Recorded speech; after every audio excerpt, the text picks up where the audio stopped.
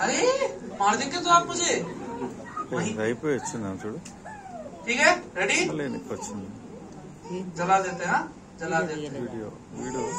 जला दिया अरे बाप रे ये क्या नोट दिया आपने नहीं जला तो जला ही नहीं असली नोट है कि नकली नोट है अरे वो एक सीरीज आई है ना फर्जी वो देखने के बाद मुझे हर नोट नकली लगता है ये असली है तो क्यों नहीं जला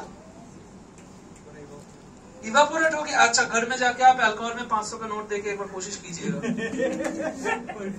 ले लीजिए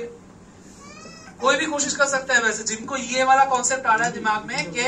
अल्कोहल जो है इवापोरेट हो गया वो घर में जाके एक 500 के नोट से ये कोशिश करेंगे पर प्योर अल्कोहल लेंगे सैनिटाइजर मत लीजिएगा किसी के पास इसका सही एक्सप्लेनेशन है অ্যালকোহলের সাথে ওয়াটার মিক্স করা আছে এক্স্যাক্টলি অ্যালকোহলটা পিওর নয় অ্যালকোহলের সাথে একটা জিনিস মেশানো রয়েছে দ্যাট ইজ ওয়াটার যতটা অ্যালকোহল ততটাই ওয়াটার 1:1 রেশিওতে মেশানো রয়েছে এটা পিওর অ্যালকোহল হলে এতক্ষণ উনি বাইরে কতগুলো লোক ডেকে নিতেন বুঝতে পারছেন না